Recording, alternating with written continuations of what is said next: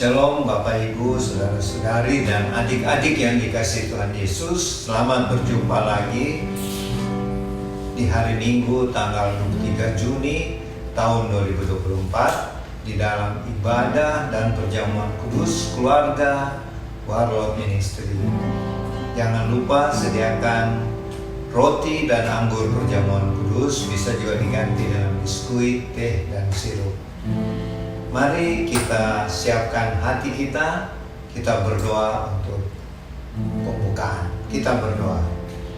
Bapa kami yang di sorga, kami yang mengikuti ibadah dan perjamuan kudus keluarga Warlord Ministry hari Minggu 23 Juni tahun 2024 hari ini, kami bersyukur kepadamu Bapa buat kasih setiamu sehingga kami dapat menyelenggarakan ibadah dan perjamuan kudus keluarga Warlord Ministry pada hari ini. Jadilah ibadah pada hari ini dalam nama Tuhan Yesus Kristus Juru Selamat kami yang telah mengajar kami berdoa bersama. Bapa kami yang di sorga, dikuduskanlah namamu, datanglah kerajaanmu, jadilah kehendakmu di bumi seperti di sorga. Berikanlah kami pada hari ini makanan kami yang secukupnya, dan ampunilah kami akan kesalahan kami seperti kami juga mengampuni orang yang bersalah kepada kami. Dan janganlah membawa kami ke dalam pencobaan, tetapi lepaskanlah kami dari segala yang jahat, karena Engkaulah yang punya kerajaan dan kuasa dan kemuliaan sampai selama-lamanya. Amin.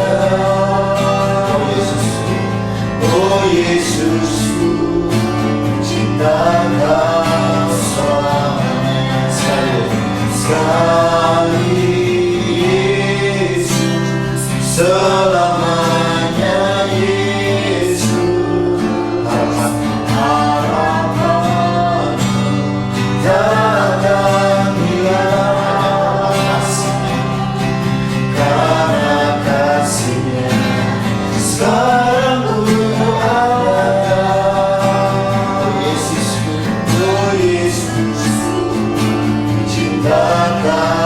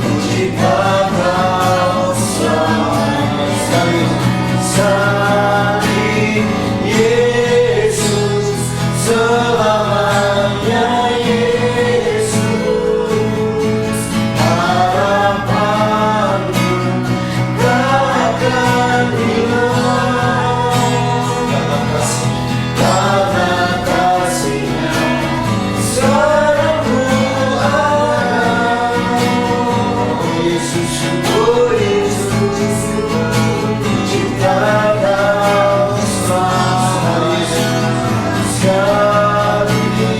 Yesus, selamanya Yesus, harapanku takkan hilang. Karena kasih-Nya sekarang ku ada. Oh Yesusku, cinta Kau selamanya. Karena kasih-Nya sekarang ku ada. Oh Yesusku, cinta Kau selamanya. Karena kasih-Nya sekarang ku ada. Oh Yesusku, cinta Kau selamanya.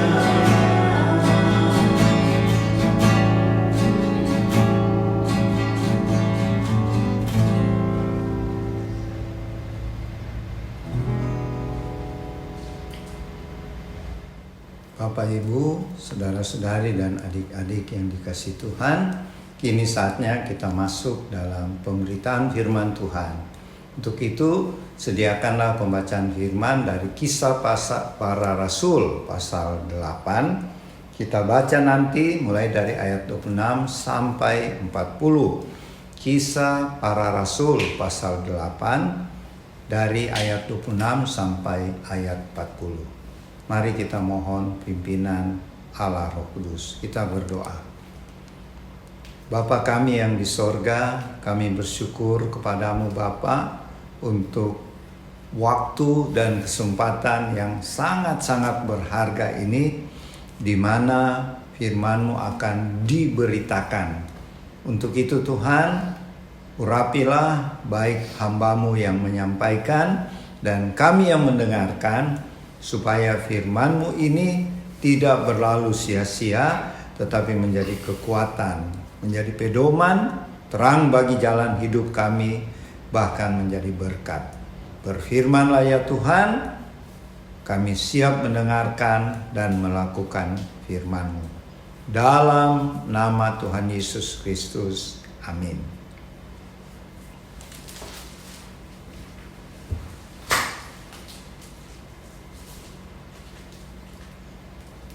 Kisah Para Rasul 8 ayat 26 sampai 40. Pejabat istana dari Ethiopia. Kemudian berkatalah seorang malaikat Tuhan kepada Filipus, "Bangkitlah dan berangkatlah ke sebelah selatan menurut jalan yang turun dari Yerusalem ke Gaza. Jalan itu jalan yang sunyi." Lalu Filipus bangkit dan berangkat. Adalah seorang Ethiopia, seorang pejabat istana, pembesar dan kepala perbendaharaan Sri Kandake, Ratu Negeri Ethiopia, yang pergi ke Yerusalem untuk beribadah. Orang itu sedang dalam perjalanan pulang dan duduk dalam keretanya sambil membaca kitab Nabi Yesaya. Lalu kata Roh kepada Filipus, "Pergilah ke situ dan dekatilah kereta itu." Filipus bergegas ke situ dan mendengar pejabat istana itu sedang membaca kitab Nabi Yesaya. Kata Filipus, "Mengertikah Tuan apa yang Tuan baca itu?" Jawabnya, "Bagaimana aku dapat mengerti kalau tidak ada yang membimbing aku?" Lalu ia meminta Filipus naik dan duduk di sampingnya. Nas yang dibacanya itu berbunyi sebagai berikut. Seperti seekor domba ia dibawa ke pembantaian, dan seperti anak domba yang keluh di depan orang yang menggunting bulunya, demikianlah ia tidak membuka mulutnya. Dalam kehinaannya, keadilan tidak diberikan kepadanya. Siapa yang akan menceritakan asal-usulnya? Sebab nyawanya diambil dari bumi. Lalu kata pejabat istana itu kepada Filipus, "Aku bertanya kepadamu tentang siapa Nabi berkata demikian, tentang dirinya sendiri atau tentang orang lain?" Filipus pun mulai berbicara dan bertolak dari nas itu, ia memberitakan Injil tentang Yesus kepadanya. Mereka melanjutkan perjalanan mereka dan tiba di suatu tempat yang ada air. Lalu kata pejabat istana itu, "Lihat, di situ ada air. Apakah ada halangan bagiku untuk dibaptis?" Sahut Filipus, "Jika Tuhan percaya dengan segenap hati, boleh." Jawabnya, "Aku percaya bahwa Yesus Kristus adalah Anak Allah." Orang Etiopia itu menyuruh menghentikan kereta itu dan keduanya turun ke dalam air, baik Filipus maupun pejabat istana itu, lalu Filipus membaptis dia. Setelah mereka keluar dari air, Roh Tuhan tiba-tiba membawa Filipus pergi dan pegawai istana itu tidak melihatnya lagi. Ia meneruskan perjalanannya dengan sukacita. Ternyata Filipus sudah berada di Asdod. Ia berjalan melalui daerah itu dan memberitakan Injil di semua kota sampai ia tiba di Kaisarea. Amin.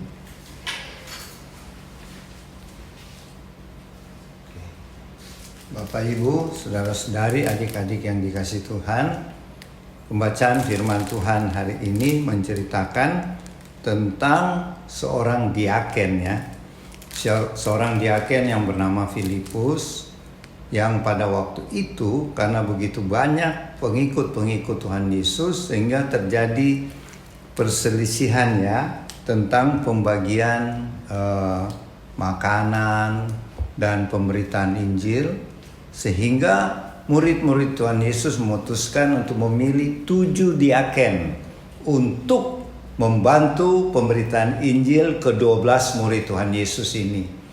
Sehingga yang terpilih itu kita bisa lihat di Kisah Para Rasul 6 ayat 5, namanya yaitu Stefanus, yang terkenal karena kemudian dia mati sebagai martir yang pertama ya. Kemudian Filipus yang jadi pembacaan kita hari ini, juga ada yang bernama Prochorus, Nikanor, Timon, Parmenas, dan Nikolaus. Itu 7 orang dipilih oleh murid-murid Tuhan Yesus untuk membantu pekerjaan diakonnya.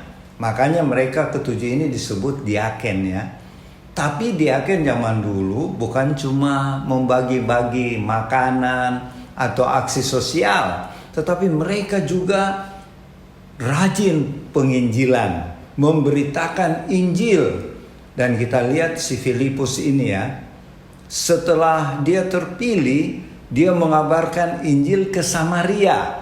Sedangkan Samaria itu susah dijangkau oleh orang Yahudi ya, karena ada perselisihan antara orang Samaria dengan orang Yahudi. Tapi Tuhan mengutus Filipus ke Samaria sehingga banyak terjadi orang-orang bertobat dan percaya Yesus Kristus adalah Tuhan dan Juru Selamat. Dan pada waktu penginjilan di Samaria, Filipus mengadakan banyak tanda-tanda mujizat. Dia menyembuhkan orang-orang sakit. Dia menyembuhkan yang sakit kusta, yang lumpuh, orang-orang yang kerasukan setan, diusir setan-setannya, sehingga banyak orang takjub dan heran dan menerima Tuhan Yesus sebagai Tuhan dan Juru Selamat melalui kesaksian dan penginjilan Filipus ini. Dan setelah dia sukses di Samaria, malaikat Tuhan muncul kepada Filipus dan mengutus dia ke jalan yang sunyi, yaitu dari Yerusalem ke Gaza. Nah, sekarang Gaza terkenal dengan peristiwa perang Hamas ya, dengan Israel. Nah, inilah Filipus diutus lagi Tuhan ke jalur Gaza. Untuk siapa? Setelah Filipus menginjil kepada banyak orang di Samaria, sekarang Tuhan utus Filipus melalui seorang malaikat Tuhan untuk menginjili 1 jiwa, yaitu orang Etiopia, sida-sida dari Etiopia. Kenapa ada sida-sida dari Etiopia ya? Padahal itu jaraknya 4.000 km ya. Jadi kalau perjalanan waktu itu bisa 1 minggu ya. Dari Addis Ababa, ibu kota Ethiopia ke Yerusalem, itu bisa memakan waktu perjalanan karena pakai kereta ya, waktu itu kereta sapi atau kereta kuda atau kereta keledai, itu bisa 1 minggu perjalanannya. Tetapi kita lihat sida-sida dari Ethiopia ini, ketika dia percaya kepada Allah Yahweh, jadi sekalipun dia orang Afrika, orang Ethiopia, tapi dia sudah percaya dan dia masuk agama Yahudi. Sehingga pada waktu itu dia pergi beribadah ke Yerusalem, ke Bait Suci ya. Tetapi di sana dia tidak diterima karena ada peraturan di hukum Taurat. Orang sida-sida itu tidak boleh masuk ke Bait Suci. Ya. Tidak boleh menerima pelayanan dari imam-imam. Kenapa? Karena sida-sida itu adalah orang yang dikebiri. Orang yang dikebiri ada di kitab Ulangan, di Perjanjian Lama, tidak bisa beribadah di dalam Bait Suci. Tidak bisa menerima pelayanan imam-imam. Jadi meskipun dia sudah percaya Allah Yahweh, Allahnya orang Israel, tetapi hatinya cukup sedih juga ya. Ketika dia sampai di Bait Suci, dia tahu diri bahwa dia tidak bisa masuk beribadah dalam Bait Suci. Padahal sudah jauh-jauh ya, 1 minggu perjalanan ya, dari negerinya Ethiopia sampai ke Yerusalem. Di sini kita bisa belajar ya. Kita kadang-kadang mau pergi ibadah yang cuma dekat, kadang-kadang malas ya. Waduh, nanti saja deh. Tapi kita lihat ini orang Ethiopia ya, sida-sida. Meskipun jauh dan dia tahu dia akan ditolak untuk beribadah di Bait Suci, tapi dia tetap pergi beribadah. Jadi di sini kita lihat, kita saja bisa melihat, apalagi Tuhan ya. Tuhan melihat hati, motivasi sida-sida dari Ethiopia ini begitu kuat ya, untuk pergi beribadah dan menyembah Tuhan. Nah, ini patut kita teladani ya, kita contoh. Kemudian kita lihat lagi. Setelah itu dia kembali ke negaranya, ke kerajaannya di Ethiopia setelah dari Bait Suci di Yerusalem. Dan di tengah jalan di daerah Gaza, dekat Kaisarea ya, sekarang terkenal tempat pertempuran pasukan Israel dengan Hamas ya, Hamas Palestina. Waktu itu sida-sida itu adalah orang yang bekerja di kerajaan di Ethiopia tetapi harus dikebiri. Makanya dia disebut sida-sida. Dan jabatannya cukup tinggi ya. Dia adalah bendahara dari Ratu Kendake, yaitu ratu pada waktu itu yang memerintah kerajaan Ethiopia. Ethiopia ini terkenal di Perjanjian Lama karena ada Ratu Selomita. Ratu Selomita dari Ethiopia itu yang berkunjung ke Bait Suci dan bertemu dengan Raja Salomo. Keturunannya inilah yang disebut Ratu Kendake. Jadi waktu Ratu Selomita bertemu Raja Salomo di Perjanjian Lama ya, dia pulang, dia membawa kepercayaan agamanya Salomo, yaitu agama Yahudi ya. Dan keturunannya itu Ratu Kendake dan pejabat negaranya yang kita baca hari ini, sida-sida dari Ethiopia, dia adalah seorang bendahara. Kalau di Indonesia seperti menteri keuangan lah. Tetapi karena dia sida-sida harus dikebiri kan. Dan menurut peraturan hukum Taurat, seorang yang kebiri tidak boleh beribadah dalam Bait Suci. Jadi waktu dia di Yerusalem, dia di luar Bait Suci, cukup di halaman, tidak bisa masuk karena itu peraturan keras ya dari Tuhan. Kemudian waktu dia pulang, waktu sedang di jalur Gaza dan dia sedang di atas keretanya, kereta waktu itu semacam kendaraan yang mewah ya, cuma pejabat-pejabat tinggi yang punya. Dia sedang membaca kitab Yesaya pasal 53, yaitu tentang domba yang dibawa ke pembantaian, bulu-bulunya digunting dan dia dipotong, dia tetap diam dan keluh. Dan si sida-sida ini tentu bingung ya, apa artinya ini? Tetapi sekalipun dia bingung, tapi dia rajin membaca firman Tuhan. Jadi hal kedua yang kita bisa teladani, selain dia rajin pergi ibadah, sekalipun dia tahu akan ditolak di bait suci, dia rajin juga membaca kitab suci, firman Tuhan. Sekalipun dia tidak mengerti, tapi dia berusaha mengerti. Tentu ada yang dia bisa mengerti, tapi sampai di pembacaan kitab suci di Yesaya 53 dia bingung. Dan di dalam kebingungannya itu, Filipus datang mendekati keretanya. Diaken Filipus ini diutus oleh Tuhan ya. Yang kita baca tadi, seorang malaikat menyuruh dia berjalan kaki ke Gaza. Kita lihat di sini ya. Diaken Filipus ini mempertobatkan banyak orang di kota Samaria. Tetapi sekarang dia harus menginjil untuk satu orang di jalan yang sunyi lagi di daerah Gaza. Tetapi itulah perintah Tuhan ya. Mau banyak orang ataupun satu jiwa, bagi Tuhan itu sangat berharga. Kita ingat Tuhan Yesus berkata, ketika satu jiwa bertobat, satu orang bertobat, maka para malaikat Tuhan di sorga bersorak-sorak, bersukacita. Jadi satu jiwa bagi Tuhan dan bagi para malaikat di sorga sangat-sangat berharga. Jadi Filipus pun biar cuma satu jiwa ya, si sida-sida ini, dia tetap mendekati kereta dan dia bertanya, apakah Bapak mengerti apa yang Bapak baca?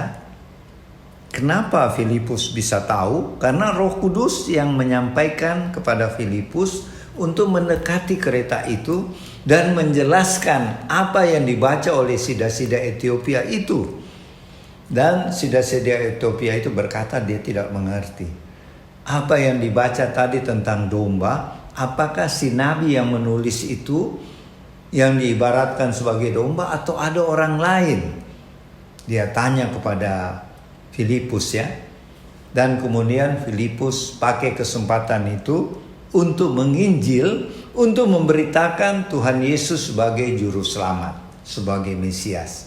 Itulah domba yang dimaksud.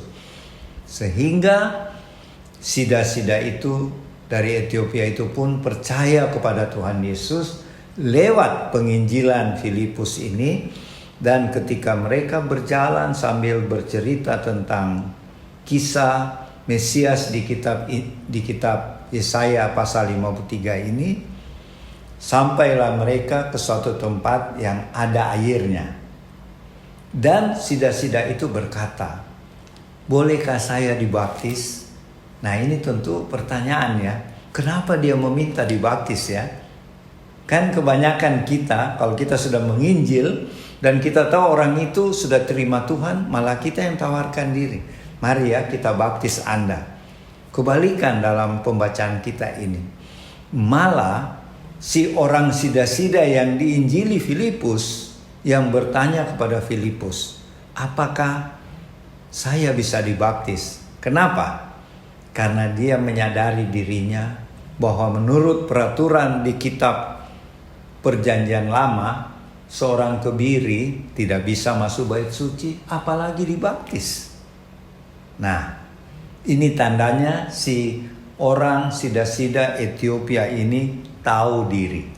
Dia tahu dirinya tidak pantas, sehingga lebih baik dia bertanya dulu. Karena dia rindu ingin dibaptis, tapi dia tanya dulu, apakah dirinya yang sudah dikebiri ini bisa dibaptis? Jangan-jangan dia tidak layak bagi Tuhan ya untuk dibaptis.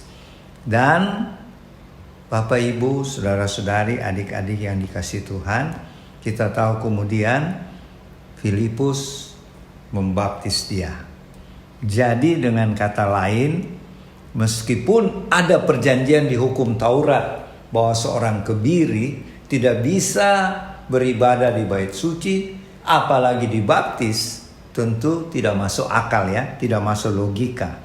Tetapi dengan pimpinan Roh Kudus, Filipus membaptis sida-sida dari Ethiopia ini. Dan kemudian dia menerima Tuhan Yesus sebagai Tuhan dan Juru Selamatnya. Itulah kisah yang kita bisa ambil beberapa makna daripadanya, yaitu yang pertama, marilah kita seperti Filipus yang mau pergi menginjil baik kepada banyak orang seperti Filipus di Samaria maupun kepada satu jiwa saja, yaitu ketika dia di jalan yang sunyi di daerah Gaza. Jadi kita tidak usah pilih-pilih menginjil buat banyak orang atau satu orang. Tetap kita jalankan tugas penginjilan kita. Ya, ingat, bukan cuma tugas pendeta, bukan cuma tugas penatua, diaken atau majelis gereja atau pastor, tetapi kita semua sebagai murid-murid Tuhan Yesus, sebagai jemaat Tuhan di akhir zaman harus melaksanakan amanat agung Tuhan Yesus, yaitu pergi menginjil, memberitakan Injil Kristus kemana saja, kapan saja, di mana saja. Dan pelajaran kedua yaitu bahwa di mata Tuhan seorang kebiri pun Tuhan terima, karena Tuhan melihat hatinya. Tuhan melihat motivasi si orang Ethiopia ini. Dia rindu memang beribadah kepada Tuhan, meskipun dia tahu diri dia akan ditolak di bait suci, tetapi dia tetap cari Tuhan di bait suci, sekalipun dia beribadah di luar. Dan kemudian dia ditolong melalui Filipus yang diutus Tuhan sampai dibaptis. Sehingga dalam sejarah gereja, sida-sida dari Ethiopia ini, ketika dia kembali di Addis Ababa, ibu kotanya kerajaan Ethiopia, dialah yang membuat orang-orang Ethiopia percaya Tuhan Yesus. Dialah yang mendirikan gereja mula-mula di Ethiopia yang disebut Gereja Tewahedo Ortodoks Ethiopia. Gereja Tewahedo Ortodoks Ethiopia.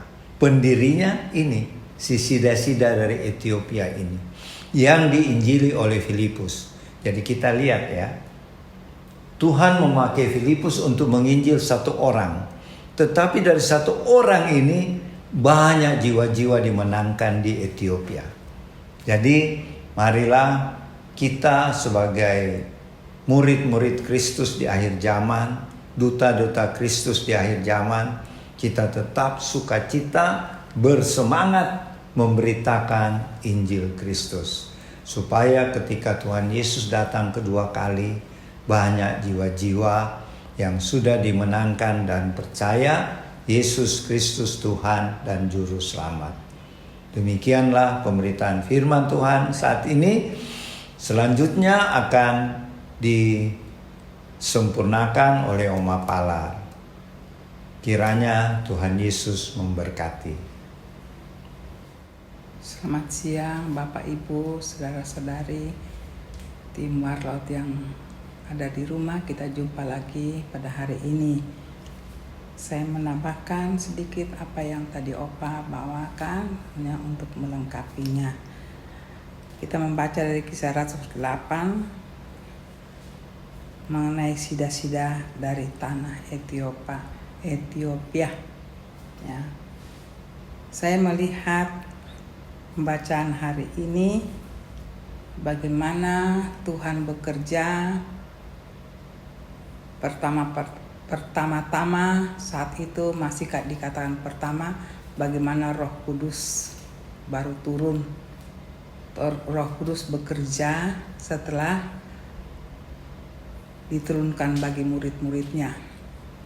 Begitu pesat perkembangan Roh Kudus sampai orang-orang yang saat itu ada menerima Roh Kudus begitu aktif, begitu bergairah ya. Sampai pembacaan hari ini, sebelumnya ada pembacaan bagaimana ada rasul-rasul sebagai yang mereka membawa misi dari Tuhan dan diikuti oleh beberapa pengikutnya, mendengar bagaimana mereka dibekali oleh karya Roh Kudus. Saya tidak panjang di situ. Mari kita hayati bagaimana Roh Kudus bekerja di saat-saat yang tidak ada. Waktu itu saya renungkan tidak ada sesuatu yang mau dibilang belum diatur, belum apa, tapi hanya satu sumber. Waktu itu mereka menerima Roh Kudus melalui pengikut-pengikutnya yang mereka berkumpul di loteng yang menunggu.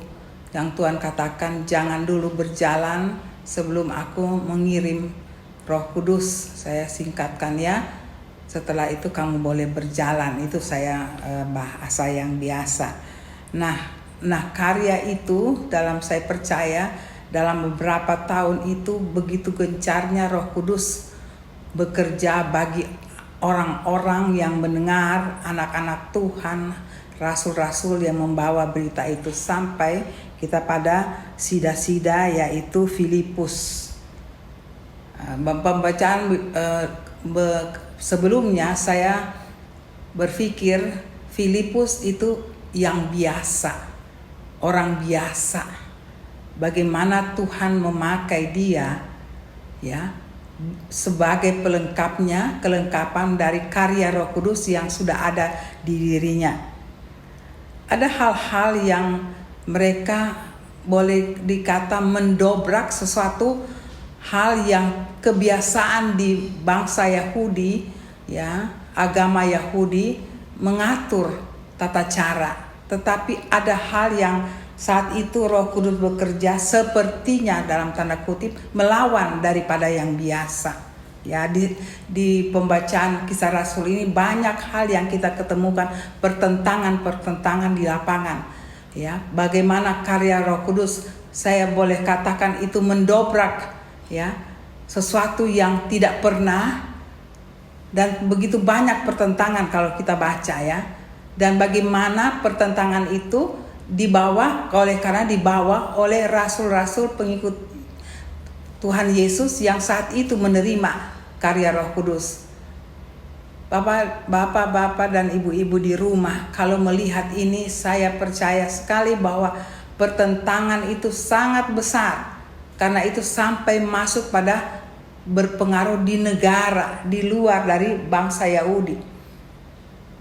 Kita bayangkan saja, tetapi bagaimana keberanian para pengikut Tuhan, rasul-rasul berani mendobrak sesuatu yang baru, ya.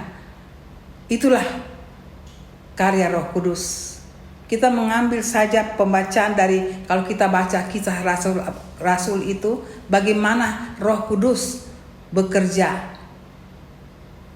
Bagaimana kita di zaman saat ini, zaman akhir, membaca, merenungkan pembacaan kita hari ini. Sebelumnya tentu Bapak Ibu sudah membaca, mengikuti Kisah Rasul sudah bertahun-tahun. Kita bawa, kita punya hati, pikiran, kita coba bawa di saat itu. Ya, istilahnya kita empati dengan keadaan itu, kita bersama-sama seandainya kita ada zaman itu. Bapak Ibu, saya katakan itu sungguh berani. Sungguh berani ya, karena yang mereka hadapi pembesar-pembesar ya, di negara sendiri, mereka punya bangsa sendiri. Ada bangsa Roma di situ, sekarang masuk Ethiopia. Ya. Bagaimana Roh Kudus mendobrak sesuatu yang baru, Bapak Ibu. Ya. Kalau kita melihat ini, apakah kita sebagai anak-anak Tuhan zaman sekarang berani demikian? Ya. Kita menyatakan itu di hadapan Tuhan. Saya percaya Filipus ini berjalan dengan bimbingan Roh Kudus, dan dia percaya, sangat percaya, dan dia tahu firman, dia praktekkan firman. Ya. Apa yang Tuhan suruh, tidak ada satu kata pun menolak. Dia ikuti saja. Mari kita lihat contoh Filipus menyambut karya Roh Kudus dalam hidupnya. istilahnya dia menantang keadaan waktu itu. Dia berani. Karena apa? Saya percaya kalau manusianya yang berbicara tidak demikian. Tapi itulah Roh Kudus. Sampai Roh Kudus berbicara pun pada Filipus, dia tidak menolak. Tidak ada kata di dalam dia menawar atau dia terima bagaimana, tidak. Dia mendengar suara Tuhan. Pergilah ke jalan yang tadi Opa sudah duluan katakan. Dia ikut. Dia tidak tahu jalan apa. Saya percaya karena daerah juga itu baru. Tetapi Bapak Ibu, kalau Roh Kudus menuntun kita, tidak akan masuk akal. Tidak akan masuk akal, ya. Tapi semua dituntun oleh Roh Kudus. Saya katakan sekali lagi, karena kami orang supernatural. Begitulah caranya Roh Kudus, Bapak Ibu. Di lapangan sering kami mendapatkan hal demikian. Itulah supernatural.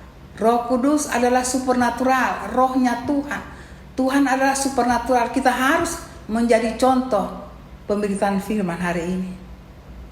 Apa yang Roh Kudus katakan, yang Roh Kudus turut, ikut saja.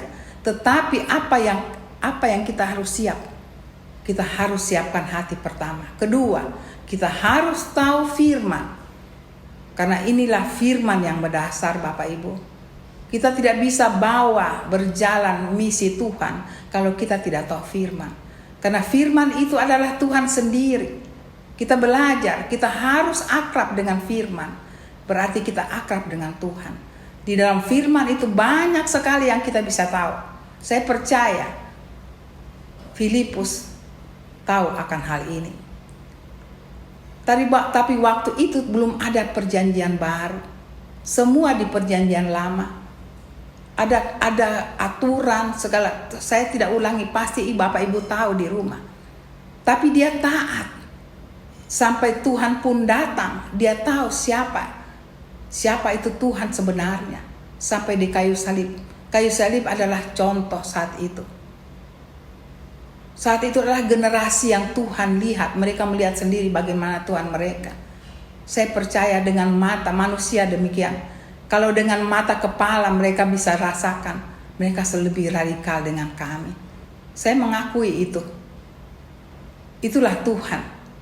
Jadi bagaimana rasul-rasul pengikutnya pertama-tama menerima Roh Kudus. Mari kita berani seperti mereka. Kita bangkitkan semangat kita. Kita bangkitkan Roh Kudus di dalam hidup kita. Di dalam karyanya di dalam kami, kita membawa misi Tuhan yang Tuhan katakan, jadikanlah seluruh bangsa muridku. Dan mereka lakukan itu. Mereka lakukan itu karena mereka sendiri mendengar, ya, langsung. Jadi apa yang dikatakan di firman melalui kitab Kisah Rasul, di situ banyak sekali. Roh Kudus pertama-tama menjangkau orang-orang yang saat itu mau menerima misi Tuhan ini dengan beraninya. Dan bagaimana beraninya Filipus? Bukan berani yang buta, Bapak Ibu, tapi berani karena Roh Kudus yang berbicara. Sekarang yang menjadi masalah kadang-kadang kita, bagaimana mendengar suara Tuhan, suara Roh Kudus. Itu kadang-kadang menjadi pertanyaan, menjadi satu masalah di dalam kehidupan anak-anak Tuhan. Ya, mari kita belajar dengan Tuhan dulu. Belajar masuk di dalam hadiratnya Tuhan. Hadirat Tuhan itulah supernatural. Tidak susah, Bapak Ibu. Susah kalau kita buat Tuhan itu hanya Senin Kamis. Kita harus punya disiplin, punya hati rindu, dan kita mengajar diri kita disiplin. Disiplin waktu dengan Tuhan. Kalau kita sudah demikian, apakah Tuhan tidak bisa kita kenal? Otomatis dengan sendirinya kita kenal.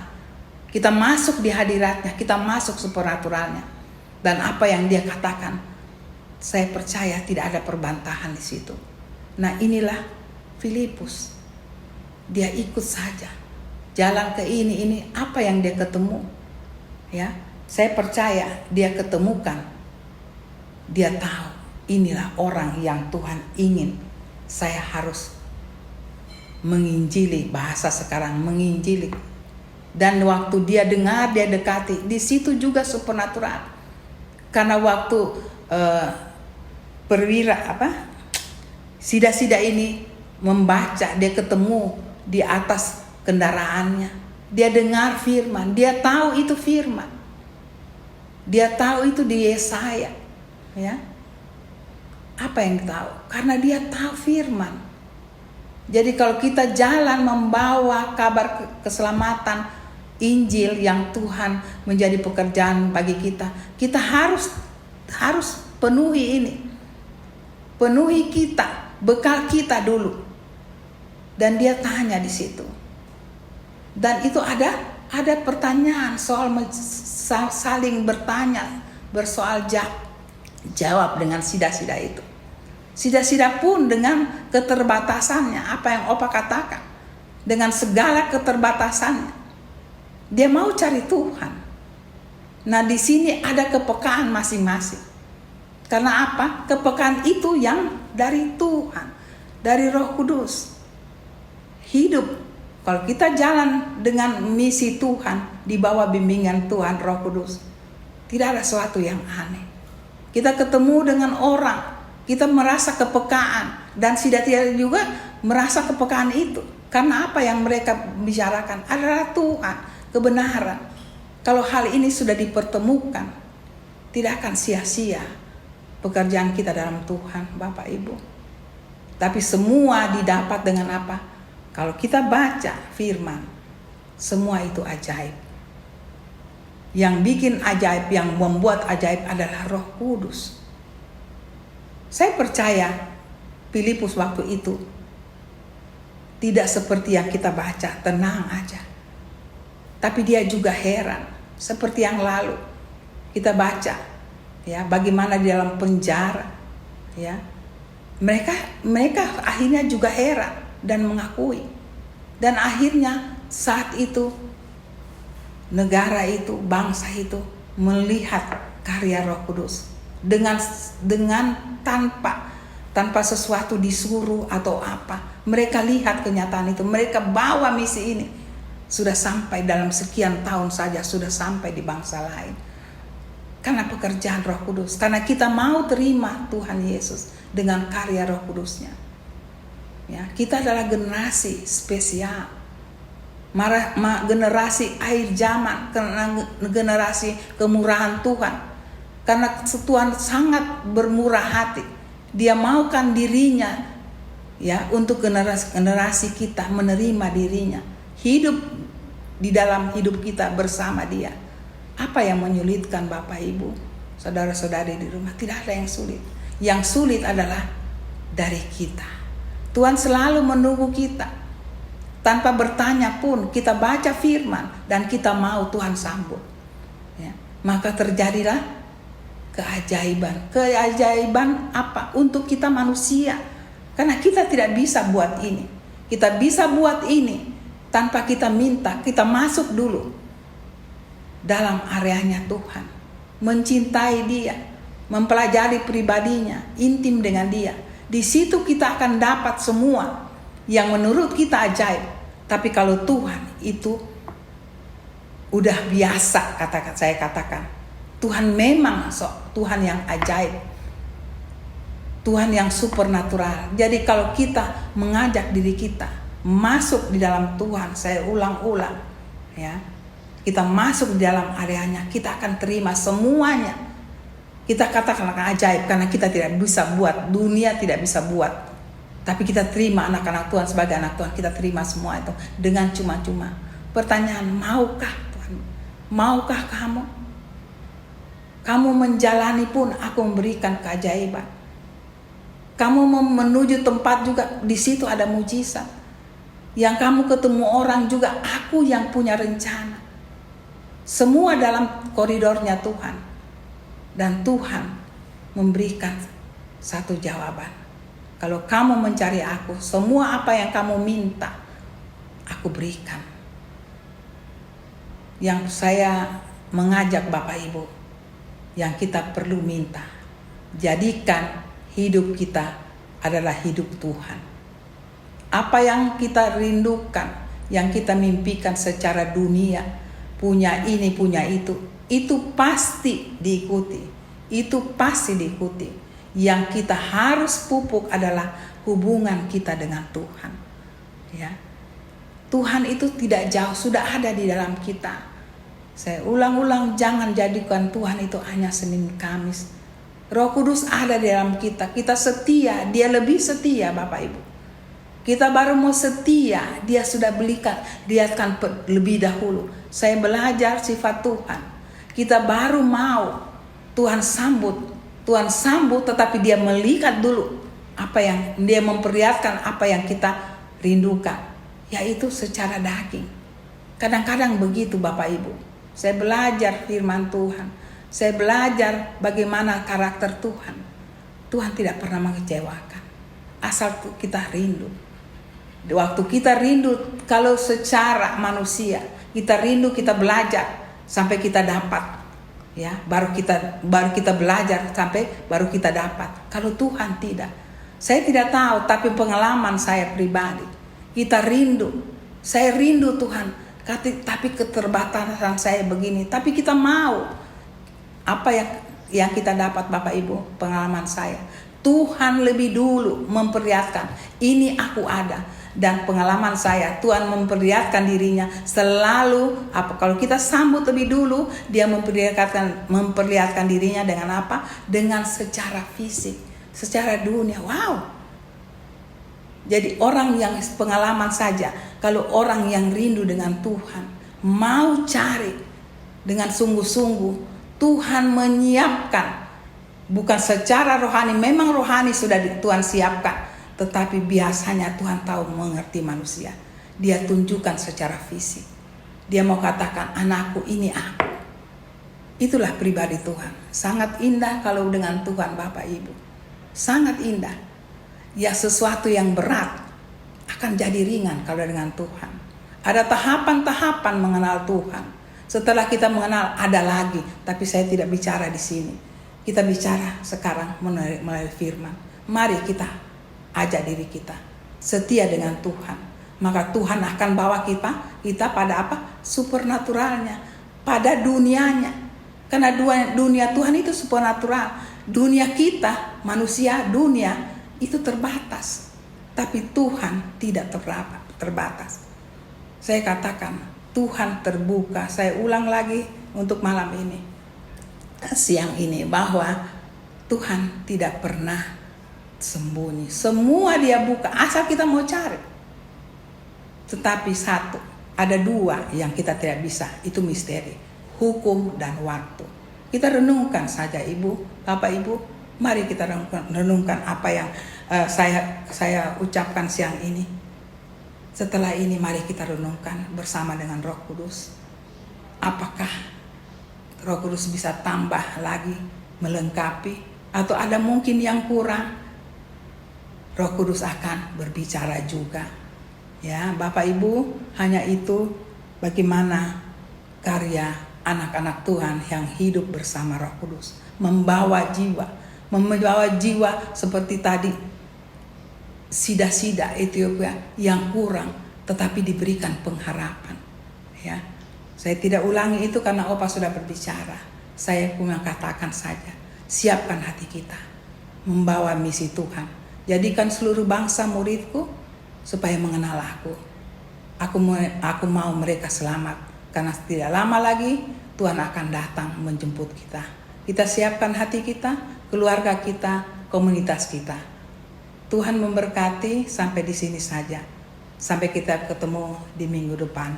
Maranatha. Amin. Bapak Ibu, saudara-saudari yang dikasihi Tuhan, setelah pemberitaan firman Tuhan tadi tentang bagaimana Diaken Filipus menginjili sida-sida dari Ethiopia, dan kini saatnya kita melakukan perintah Tuhan Yesus, yaitu perjamuan kudus. Untuk itu mari kita berdoa. Bapa Surgawi, terima kasih buat firman-Mu yang tadi sudah diberitakan. Jadikanlah kami seperti Diaken Filipus, tetap rajin menginjil, tidak melihat banyaknya orang ataupun satu jiwa, karena bagi Tuhan satu jiwa sangat-sangat berharga. Dan sekarang Tuhan, kami akan melaksanakan perjamuan kudus atas perintah Tuhan Yesus. Berkatilah, kuduskanlah roti anggur perjamuan kudus, baik di tempat tinggal Bapak Ibu, saudara-saudari, adik-adik, dan yang ada di Sentul City. Berkatilah dan kuduskanlah, dan kami mohon juga ampunilah dosa-dosa salah kami. Kami juga mengampuni sesama kami. Kuduskanlah kami semuanya Bapa dengan darah anak domba Allah, supaya kami layak menerima roti anggur perjamuan kudus. Di dalam nama Tuhan Yesus. Amin.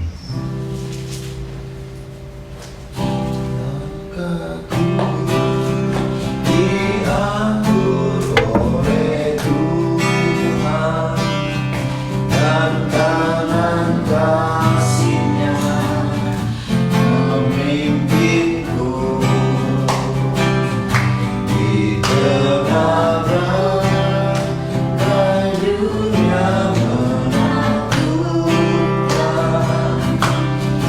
Hatiku tetap tenang teduh,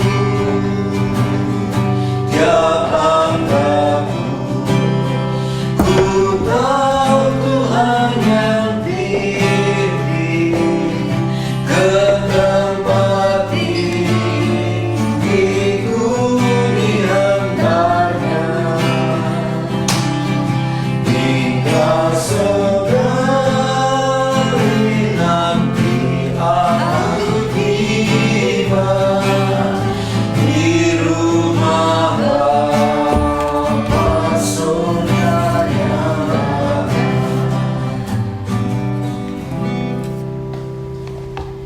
Oke, kalau roti dan anggur perjamuan kudus sudah diterima masing-masing, dan bila ada firman Tuhan di atas hosti, silakan dibaca, yang merupakan pesan Tuhan buat tiap-tiap pribadi dan secara khusus buat keluarga Power Ministry. Silakan baca. Yeremia 1 ayat 5a. Sebelum aku membentuk engkau dalam rahim ibumu, aku telah mengenal engkau.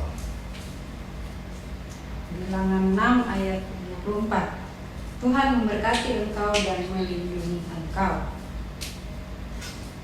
Mazmur 106 ayat 5. Orang-orang yang menabur dengan mencucurkan air mata akan mulai berbelas-belas. Oke, terakhir Mazmur 42 ayat 2. Seperti rusa yang merindukan sungai yang berair, demikianlah jiwaku merindukan engkau, ya Allah. Ya, jadi pesan Tuhan yang pertama kepada Nabi Yeremia dan kepada kita semua, ya. Yeremia sebelum dikandung oleh ibunya, Tuhan sudah mengenal. Jadi artinya gini, ya. Sebelum seorang anak lahir di kandungan ibunya atau ditaruh Tuhan di kandungan ibunya, Tuhan sudah mempersiapkan itu di surga, ya.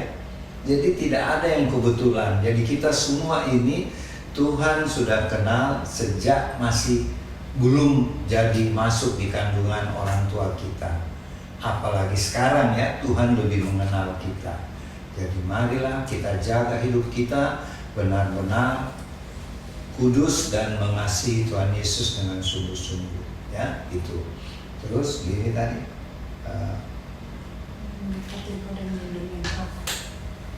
itu adalah ucapan berkat Imam Besar Harun kepada bangsa Israel, ya. Jadi kalau bangsa Israel beribadah di kemah suci atau tabernakel, diakhiri dengan berkat Imam Besar, yaitu Tuhan menghadapkan wajahnya kepadamu, Tuhan menyinari engkau dengan wajahnya dan memberikan engkau damai sejahtera, gitu, ya.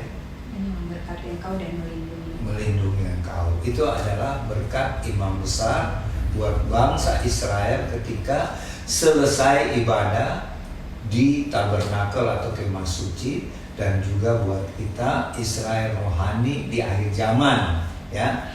Terus Oma punya tadi, Cucurkan air mata. ya, Tuhan mengingatkan kita bahwa ketika kita menginjil seperti diaken, ya, tadi itu diaken Filipus, ya, jadi bukan murid Tuhan Yesus.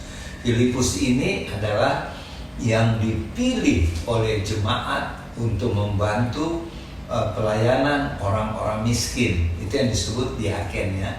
Salah satunya yang terkenal Filipus dan Stefanus. Stefanus ialah martir yang pertama, ya.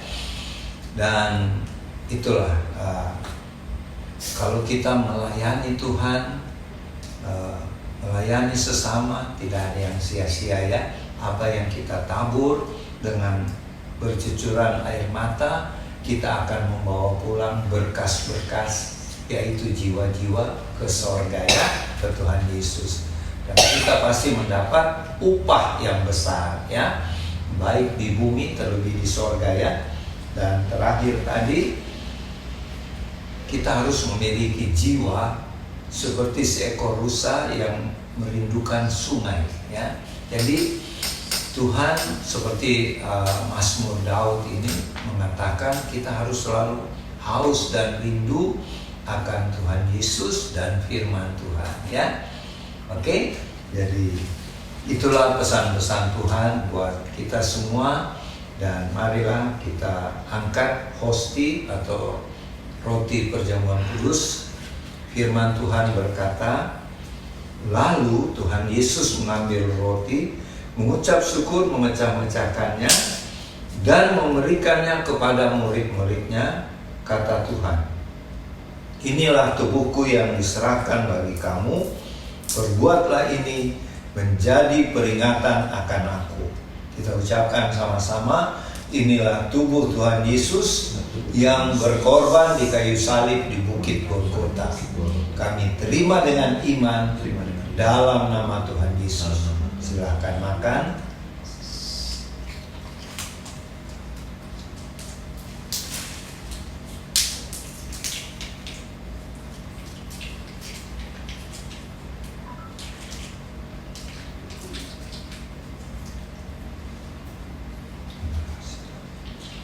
Kita angkat cawan perjamuan. Demikian juga dibuat Tuhan Yesus dengan cawan sesudah makan. Tuhan Yesus berkata, cawan ini adalah perjanjian baru oleh darahku yang ditumpahkan bagi kamu. Kita ucapkan dengan iman, inilah darah anak domba Allah yang kudus, yang telah tercurah di kayu salib di Bukit Kalvari. Kami terima dengan iman dalam nama Tuhan Yesus. Silakan minum. Marilah kita bersyukur dengan memuji Tuhan.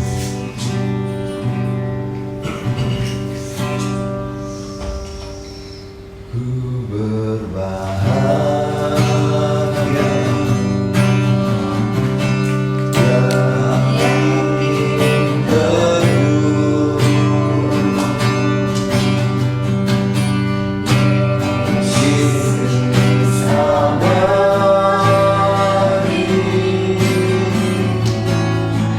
Ku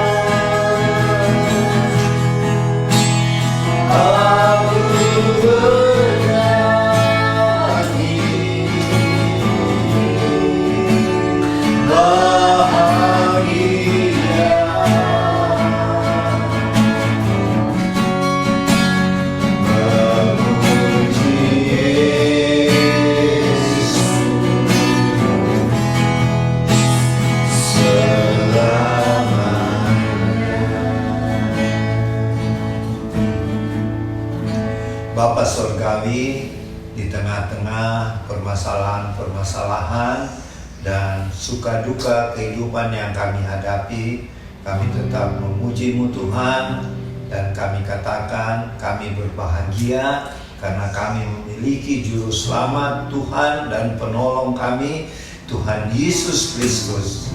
Kami berbahagia seperti yang diciptakan oleh Ibu Fanny Crosby, sekalipun dia wanita yang buta tunanetra, tetapi dia selalu memuji Tuhan dengan mengatakan dirinya berbahagia.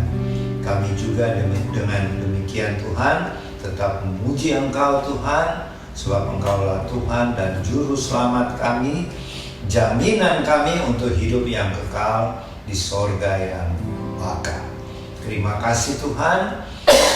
Kami doakan sekarang buat Bapak Ibu, saudara-saudari, adik-adik yang berbahagia karena hari ulang tahun atau berkat-berkat Tuhan yang tercurah dalam bentuk promosi, dalam pekerjaan atau omset yang meningkat dalam bisnis. Tuhan kiranya menyempurnakan sukacita dan berkat yang Tuhan berikan ini. Dan khusus yang berulang tahun, kiranya Tuhan karuniakan panjang umur, tetap sehat-sehat, dan bagi yang dalam studi, Tuhan jadikan berhasil dalam mencapai cita-cita, dan bagi dalam pekerjaan, Tuhan promosi terus dalam kepangkatan dan karir, dan bagi yang dalam bisnis, Tuhan kiranya meningkatkan terus omset bisnisnya, dan di dalam pelayanan Tuhan terus tingkatkan pelayanan sehingga menjangkau banyak jiwa-jiwa bagi Tuhan Yesus. Terima kasih Tuhan. Kini kami berdoa buat Bapak Ibu, saudara-saudari, adik-adik yang sedang dalam keadaan berduka karena kehilangan anggota keluarga atau orang-orang yang dikasihi.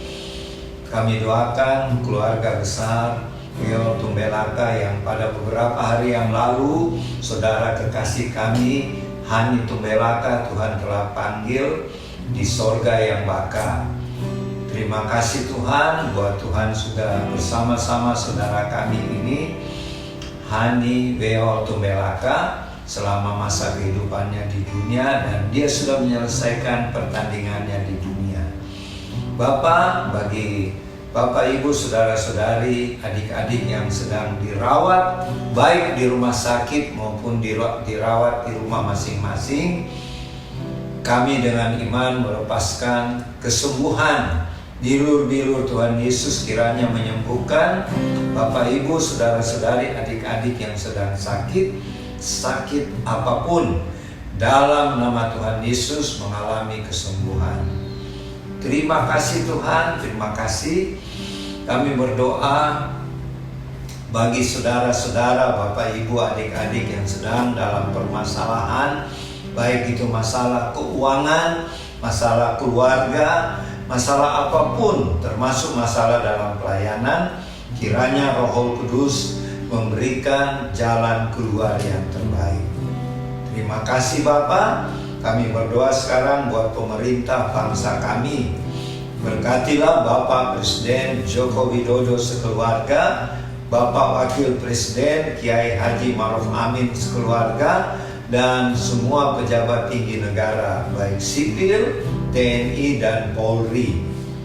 Karuniakanlah roh takut akan Tuhan, hikmat marifat dari sorga, sehingga pemimpin-pemimpin bangsa kami, baik di tingkat pusat sampai ke desa-desa, menjalankan tugas pemerintahan dengan adil, dengan baik dan bersih, sehingga bangsa kami akan semakin dipromosi oleh Tuhan dan kehidupan semakin sejahtera dan adil.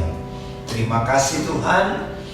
Pakailah Bapak, Ibu, saudara-saudari, adik-adik sesuai dengan talenta masing-masing untuk bersaksi dan melayani Tuhan.